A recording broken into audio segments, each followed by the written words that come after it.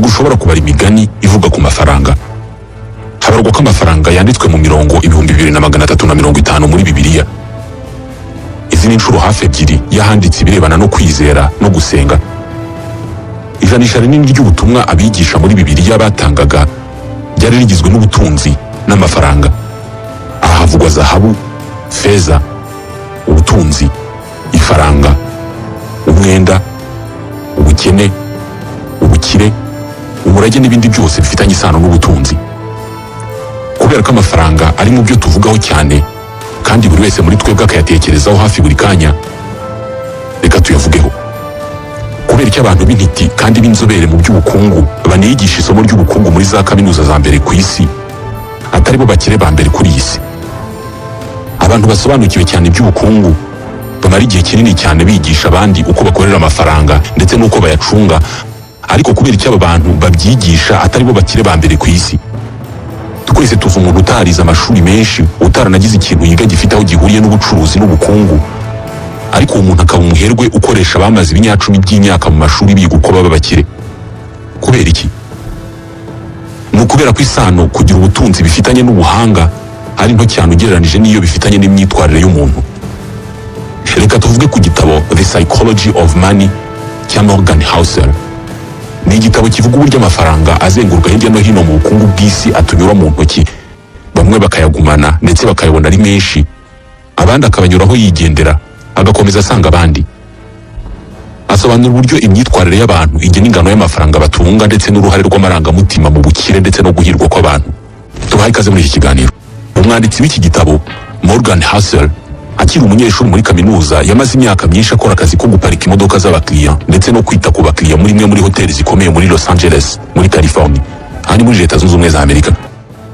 Iyo hoteli yakoreraga yari ifite umukiriya uhoraho wayizagamo kenshi, akaba umuyobozi wa kimwe mu bigo bikomeye by'ikoranabuhanga. Yari umuhanga cyane.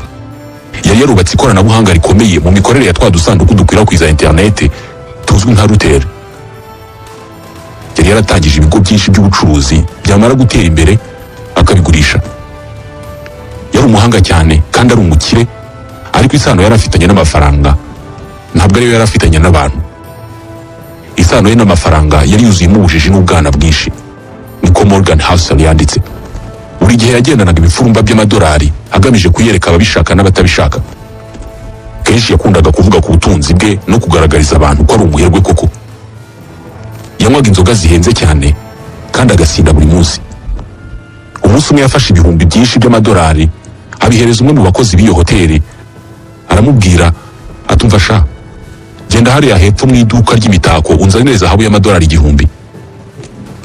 Nyuma y'isaha imwe we n'inshuti ze bafashe ya zahabu yari iri mu duce twinshi tumeze nk'ibiceri bya zahabu nyine, bajya ku nkengero z'inyanja bakajya bajugunya bya biceri bya zahabu mu nyanja bishimye cyane, baseka basakuza barushanwa kureba utera igiceri cya zahabu kuri mu mazi. Nzi abantu benshi babona ibi ngibi bakavuga ko ari ubukunguzi. Nyuma y'iminsi mike uyu muherwe yamennye ikirahuri cy'itara ryo muri resitora y'iyo hoteli. Umuyobozi wa hoteli amubwira ko iryo tara rigura amadolari 500 kandi ko agomba kuryishyura. Amadolari 500 niyo ushaka? Niko umuherwe yabajije umuyobozi wa hoteli. Ahita akura igishandiko cy'inoti mu mufuko aramuhereza. Atakiri 5,000 kandi ntuzongere kunsuzugura bene ako kageni. Ushobora kwibaza igihe imyitwarire nk'iyi ngiyi ishobora kumara. Igisubizo ni uko atari igihe kinini, kubera ko Morgan Housel nyuma yaje kumenya amakuru y'uko uyu muherwe yaje gukena. Icyo iki gitabo turimo kuvugaho kigamije ni ukugaragaza ko gutunga amafaranga menshi kandi igihe kinini bifitanye isano nto cyane n'ubuhanga bwawe, ahubwo bikagirana isano nini cyane n'uko witwara. Kandi imyitwarire iragoye kuyigisha nubwo waba uyigisha abantu b'abahanga cyane ku rwego rukomeye. Intiti ibuze ubushobozi bwo kugenzura amarangamutima yayo ibifite amahirwe menshi yo kuba icyago ku bukungu, mu gihe abaturage basanzwe badafite icyo bize mu ishuri ku birebana n'ubukungu baba bashobora kuba baherwe cyane mu gihe bafite ubumenyi buhagije ku myitwarire ikwiye mu mibanire n'abandi. Hari umushoramari akaba n'umugiraneza w'umunyamerika witwa Ronald James Reed wabayeho mu myaka ya za 50. Yavukiye mu gace k'icyaro ka Vermont mu 1921. Niwe muntu wa mbere mu muryango we wabashije kurangiza amashuri yisumbuye. Mu kwiga kwe buri gitondo yajyaga ku muhanda agatega lifti akagera ku ishuri neje akongera gutyo kugera arangije amashuri. Arangije kwiga yamaze imyaka 25 akandika imodoka kuri station aho bagurira essence. Ku myaka 38 nibwo yabonye amikoro yo kugura inzu y'ibyumba bibiri, yayiguze ibihumbi 12 by'amadolari. Iyi nzu ni nayo yabaye mu buzima bwe bwose. Ku myaka 50 yarapfakaye ntiyongera gushaka umugore. Hari inshuti ye yavuze ko igikorwa cyamushimishaga kurusha ibindi ari ukwasa inkwi. Reed yapfuye mu 2014 afite imyaka 92 y'amavuko. Amaze gupfa yaramenyekanye ku isi yose. Mu mwaka wa 2014 wose ubwo James Reed yapfaga hapfuye abanyamerika miliyoni 2,813 n'abantu 503. Abatageze ku 4,000 muri aba nibo bari bafite nibura umutungo ungana na miliyoni 8 z'amadolari kuri konti zabo. Ronald Reed yari umwe muri bo. Mwirage yasize yanditse yaraza abana yareraga batarabe miliyoni 2 z'amadolari. Arangije araga ibitaro byo mu gace yaratuyemo ndetse n'isomero ryo hafi aho ngaho miliyoni 6 z'amadolari. Abari basanzwe bamuzi baratunguwe cyane, bibazaga aho yakuye amafaranga. Ntabwo yari yarayatomboye mu mikino y'amahirwe, ahubwo yabitse amafaranga make yakoreraga. Arangije ayagura imigabane mu bigo by'ubucuruzi bitandukanye, undi aricecekera arategereza. Nyuma y'ibinyacumi bike by'imyaka aya mafaranga yabyaye miliyoni zirenga 8 z'amadolari y'Amerika. Aya ararenga miliyari 8 z'amanyarwanda. Amezi make mbere y'urupfu rwa Ronald Reed hari undi mugabo witwaga Richard nawe wavuzwe mu bitangazamakuru. Richard Fascone uyu yari ibintu byose Ronald Reed atigeze ababyo. Yari yarize iby'ubukungu muri kaminuza ya Harvard, abona akazi k'ubuyobozi muri banki ya Merrill Lynch. Fascone yahiriwe n'umwuga w'ubucungamutungo abikesha ubuhanga bwe ku buryo yagiye mu kiruhuko cy'izabukuru ku myaka 40 y'amavuko ahita atangira kwihebera ibirebana n'ubugira neza. Ibinyamakuru by'ubukungu byigeze kumushyira ku rutonde rw'abashoramari 40 bari munsi y'imyaka 40 babashije gukora ibitangaza mu by'ubukungu. Gusa kimwe na wa mukire wajugunyaga ibiceri bya zahabu mu nyanja, ubutunzi bwa Fascone nabwo bwaje guhananuka. Mu mwaka wa 2000 Fascone yagujije banki amafaranga menshi kubaka inzu y'akataraboneka ku buso bwa metero kari 18 ahitwa Greenwich ni muri Connecticut. Yari inzu y'igitangaza. Yari ifite ubwiherero 11, ikagira ascenseur 2, piscine 2, parking 7. Iyi nzu kugira ngo ikomeze kuba nziza nk'uko yayubatse byasabwaga kuyishoraho ibihumbi 90 by'amadolari buri kwezi yo kuyitaho. Izi ni miliyoni zirenga 90 z'amanyarwanda. Nayo kuyikorera isuku, gutunganya za piscine n'ubusitani n'ibindi bikorwa bigiye bitandukanye. Hanyuma ihanuka ry'ubukungu ryo mu 2008 ryaraje, twese ryatugezeho. Iki ni ikibazo cyakoze ku bukungu bwa buri mushoramari ku isi yose. Ibi bisa n'ibyahinduye ubukungu bwa Fascone umuyonga. Umwenda yari yarafashe muri banki ndetse n'imigabane mu bigo by'ubucuruzi atashoboraga kugurisha byahise bimuta mu gihombo gikomeye. Inzu yari afite ahitwa Palm Beach muri Floride niyo yabanje gufatirwa na banki. Mu 2014 hakurikiyeho yanzu y'akataraboneka ya Greenwich nayo birafatiriwe. Ahangaha n'amezi 5 mbere y'uko Ronald Reed araga ubutunzi bwe abababaye. Iyi nzu yagurishijwe ahatanageze kuri 75% by'agaciro sosiyete z'ubwishingizi zari zarayigeneye. Aba ni abagabo babiri b'abakire ariko batandukanye mu bukire bwabo. Ronald Reed yarazi kwihangana naho Richard Fascone we yari igisambo. Iri ni ryo tandukaniro ryafashe diplome zose n'ubuhanga Fascone yari afite mu by'ubukungu ribihindura ubusa, mu gihe kwihangana kwa Ronald Reed kwagiriye benshi akamaro. Ni itandukaniro rishingiye ku myitwarire ari naryo rituma umuntu utaragize icyo yiga ku by'ubukungu, udafite diplome, ntagire uburambe, ntamenyane n'abakomeye, yitwara neza cyane mu by'ubukungu akaba umuherwe urusha ubutunzi uwize amashuri meza, wabonye amahugurwa, ufite uburambe, akagira n'abantu. Ibi birareba gusa gutunga amafaranga no kuyabyaza umusaruro. Ntabwo ushobora gutekereza ko Ronald Reed yabaga umurwayi w'umutima akamuvura neza kurusha umuganga wabyize muri Harvard, ariko yabaye umukire kandi ahirwa n'amafaranga cyane kurusha uwize iby'ubukungu n'ishoramari muri Harvard. Ukurikije uru rugero, bigomba kuba bigoye gucunga no gukoresha neza amafaranga ufite kurusha uko bigoye kuyakorera. Twese dukorera amafaranga, bamwe tunahembwa angana ariko ntitunganya mikoro. Gucunga yo ufite bigoye kurusha kuyakorera. Ibi bisobanurwa n'ingingo ebyiri. Ku ruhande rumwe, amahirwe afite ijambo ryo kuvuga ku musaruro w'ubukungu hatarebwe ku bwenge n'ingufu nyinshi umuntu ashobora gukoresha. Ingingo ya kabiri, kubona ubukire ntabwo bishingiye kuri siyansi ikomeye, ahubwo bitekerezwa ko ari ubumenyi bworoheje, soft skill. Ibi bivuze ko uko witwara bifite agaciro kurusha ubumenyi ufite.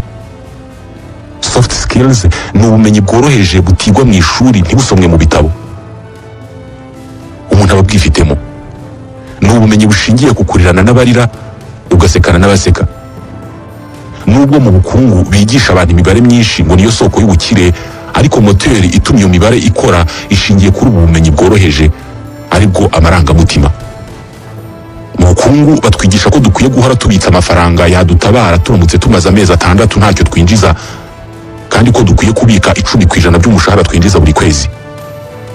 Imibare gusa, nyamara ubucuruzi bwa nyabwo bukoreshwa amarangamutima. Aya marangamutima niyo atuma abacuruzi bacuruza cyane, ari nayo mpamvu bamamaza. Mu kwamamaza ntabwo batubwira ya mibare bize mu ishuri, ahubwo bakoresha amarangamutima, bakatubwira uburyo igicuruzwa cyabo ari cyiza, bakatubwira uburyo badukunda cyane, ari nayo mpamvu batuzaniye icyo gicuruzwa cyiza. Aha nta mibare irimo. Rimwe na rimwe banirengagiza kutubwira amafaranga icyo gicuruzwa kigurwa, bakatubwira ko ari nk'umuntu. Byitwa soft skills. Hari ibintu bibiri bishishikaje buri wese muri twe, waba ubishaka cyangwa utabishaka, waba ubifiteho amakuru cyangwa utayafite: ubuzima n'amafaranga. Inganda zikora ibifitanye isano n'ubuvuzi niyo ntsinzi ya mbere ya siyansi igezweho, kubera ko izi nganda nizo zatumye icyizere cy'ubuzima kidasiba kuzamuka hirya no hino ku isi. Ubuvumbuzi bwa siyansi mu by'ubuvuzi bwasimbuye ibitekerezo by'abadokiteri bamaraga imyaka n'imyaniko begeranya ibitekerezo ku mikorere y'umubiri w'umuntu. Buri wese muri twe ubu ni muzima kubera uru rwego rw'ubuvuzi. Hanyuma amafaranga. Gushora imari, kuzigama amafaranga bikozwe n'abantu ku giti cyabo, igenamigambi n'ishoramari. Ibi ngibi byo ni iyindi nkuru. Mu binyacumi bike by'imyaka ishize, kaminuza zikomeye ku isi zohereje hanze ahangaha ubwonko butagira ingano butyaye cyane mu birebana n'ubukungu. Financial engineering, ariyo masomo arebana no gukoresha mudasobwa, imibare n'ibarurishamibare mu gusesengura amasoko. Biri mu masomo y'imbere cyane yubahwa muri za kaminuza nyinshi zikomeye ku isi. Gusa nta kimenyetso na kimwe gihari cy'uko aya masomo yaba yaratugize abashoramari bakomeye uyu munsi. Yatugize abakire. Icyo twiyunguyeho gusa ni uguhinduka abaryamyenda beza, kudashobora kuzigamira ibihe bigoye, kudashobora kuzigamira izabukuru, yewe nta nubwo twasobanukiwe icyo amafaranga akora ku munezero wacu. Impamvu y'ibi ni uko batwigisha amafaranga nk'abatwigisha ubugenge, aho tugomba gukurikiza amategeko runaka, aho kugira ngo batubwire ko amafaranga afitanye isano ya hafi n'ibitekereze. Amafaranga ari aho ariho hose muri ubu buzima. Twese hagira icyo ahindura ku mibereho yacu, ariko abenshi adushyira mu rujijo. Buri wese yatekerezaho ariko mu buryo bwihariye. Atanga amasomo ku ngingo nyinshi zireba ubuzima bwacu nk'ibyago, icyizere, umunezero.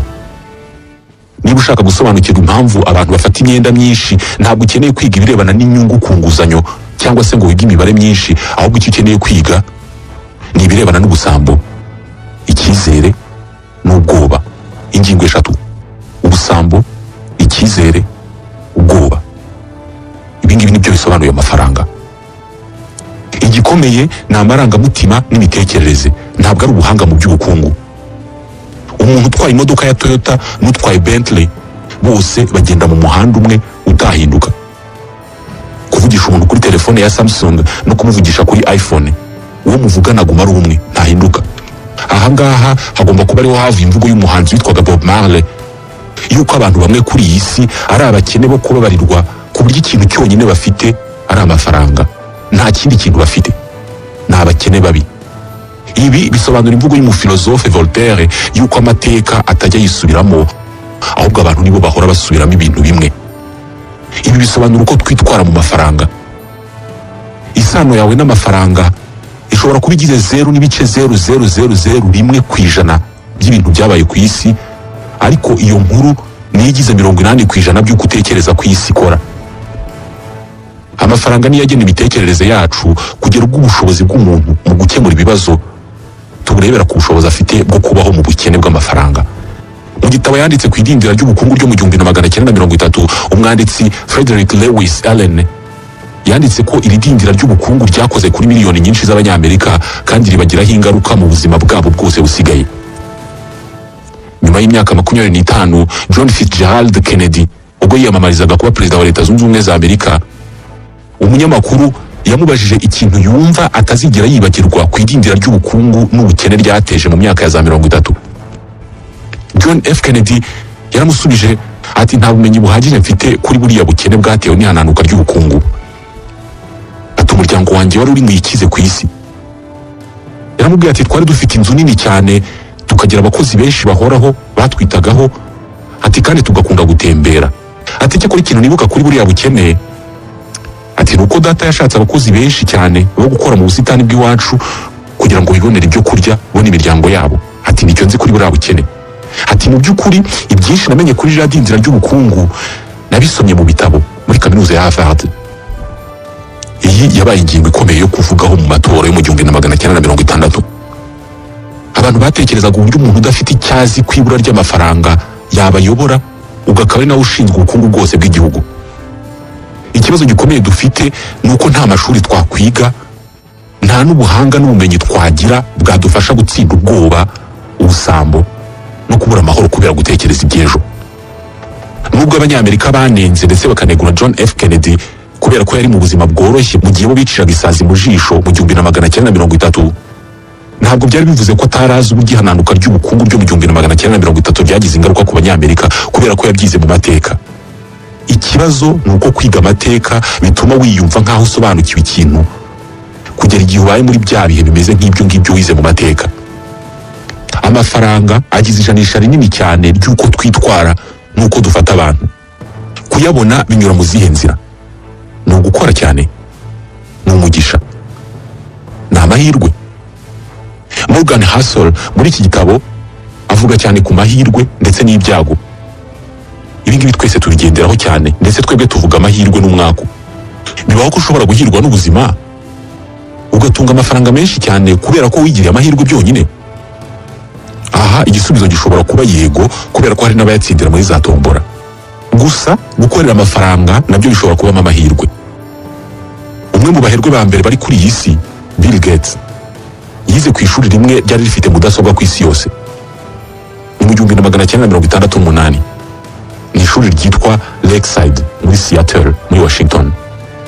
Ntabwo iri shuri yaryizemo kubera ko yari umwana wo mu bakire, ahubwo ni amahirwe yamusekeye yisanga muri iryo shuri, cyane ko iryo shuri naryo ryari ryarabonye iyo mudasobwa atari uko rifite amafaranga menshi, ahubwo umwe mu barimu baryigishagaho witwaga Bill Dugal yagize igitekerezo cyo gusaba ababyeyi barirereragamo ngo bishyire hamwe bateranye amafaranga yo kugura icyari kimeze nka mudasobwa y'icyo gihe bitaga Teletype Model 30. Gates yari afite imyaka 13 y'amavuko, agakunda ibya mudasobwa cyane, ariko akagira inshuti bari bahuje gukunda mudasobwa no gucukumbura ibyayo witwaga Kent Evans, akagira n'undi witwaga Paul Allen. Paul Allen ni nawe bafatanije gushinga ikigo cya Microsoft. Gusa umubano wa Bill Gates na Kent Evans wo wari ukomeye cyane. Evans na Bill Gates bari inshuti zidatandukana kandi bose bahuje gukunda mudasobwa ku buryo bari bazi neza ko bazakora business yo kubaka no kugurisha za mudasobwa. Ni igitekerezo cyabajemo kubera ko bisanze biga ku ishuri ryisumbuye rimwe ku isi yose ryari rifite mudasobwa. Umva imibare. Mu mwaka wa 1968 ku isi yose hari abana 303,000 bari bagejeje igihe cyo kwiga mu mashuri yisumbuye. Ni imibare ya Loni. 18,000,000 muri bo babaga muri Leta Zunze Ubumwe za Amerika. Muri aba 18,000,000, 270 muri bo babaga muri leta ya Washington. Muri aba 270, 100 muri bo babaga mu mujyi wa Seattle. Muri aba 100, 300 muri bo bonyine nibo bigaga mu ishuri rya Lakeside ryari rifite mudasobwa. Ngaho hera kuri 303,000 z'abana bari bagejeje igihe cyo kwiga mu mashuri yisumbuye ku isi yose, ureba amahirwe ahari yo kuba muri 300 bigaga mu ishuri ryari rifite mudasobwa. Birasa naho umwana umwe mu bana miliyoni bagejeje imyaka yo kwiga mu mashuri yisumbuye ari we wenyine washoboraga kwiga muri iri shuri rifite amafaranga n'ubushake byo kugura mudasobwa. Uyu mwana umwe muri miliyoni yaje kuba Bill Gates. Ibi nawe ntatinya kubivuga. Mu 2005 yagejeje imbwirwaruhame ku banyeshuri bari barangije amasomo muri iri shuri, ababwira ko iyo hataza kubaho Lakeside School hatari kubaho Microsoft. Gates muri iri shuri yarahize, amenya ibya mudasobwa ndetse aranabikunda cyane, maze mu 1975 afatanije n'uyu Paul Allen batangiza ikigo bise Microsoft gikora ibirebana na mudasobwa na gahunda za mudasobwa. Uyu munsi Microsoft ipima miliyari 168 z'amadolari. Birashoboka ko abazi gukoresha mudasobwa twese uko twakabaye twakoresheje mudasobwa cyangwa se gahunda ya mudasobwa yakozwe na Microsoft. Ibi byose byaturutse ku kuba Bill Gates yarisanze yiga mu ishuri rifite mudasobwa. Amahirwe. Reka noneho tuvuge ku mwaka. Reka tuvuge inshuti ya Bill Gates, Kent Evans, twamuvuzeho. Evans we yagize ibyago bigira abantu bake cyane ku rwego ruri hafi y'urwo Gates yagize amahirwe agirwa n'abantu bake. Ubu iyo wanditse muri Google izina Microsoft bakugaragariza uburyo ari ikigo cy'igitangaza kandi bakagihuza n'abagitangije aribo Bill Gates na Paul Allen. Nyamara bakiga muri Lakeside High School, iri tsinda ryabo ryari rigizwe n'abana batatu kandi bose bari bahuje gukunda mudasobwa kandi bakamenya kuyikoresha cyane. Uyu wa gatatu ni Kent Evans. Bill Gates avuga uburyo Kent Evans yari umuhanga mu ishuri kurusha na Gates na Paul Allen. Muri filime mbarankuru yitwa Inside Bill's Brain, Bwana Gates avuga uburyo we na Kent Evans bavuganaga buri gihe kuri telefoni kandi bakavugana umwanya munini irebana n'imishinga bazakora irebana no kubaka mudasobwa. Mwibuke turi mu myaka ya za 70 ariko Bill Gates arakibuka nimero ya telefoni ya Kent Evans 525 78 51. Bose barabahanga muri ibi bintu ku buryo igihe kimwe ubuyobozi bw'ishuri bwananiwe gukora gahunda y'amasomo n'uburyo abanyeshuri bazajya biga bitewe n'uko bari abanyeshuri benshi kandi nta mukozi w'ishuri wari uzi ibya mudasobwa ngo ategure iyo gahunda muri mudasobwa. Ishuri ryasabye Gates na Kent kubaka gahunda ya mudasobwa izajya yifashishwa n'ishuri mu gutegura ingengabihe y'amasomo n'uburyo amasomo azajya akurikirana. Ibi abahungu bato barabikoze. Bitandukanye na Paul Allen, Kent we yarasangiye na Bill Gates urukundo rwa business. Yahoranaga malete y'ibitabo n'impapuro z'imishinga bashobora kuzakora mu myaka 5 cyangwa 6 yari igiye kuza.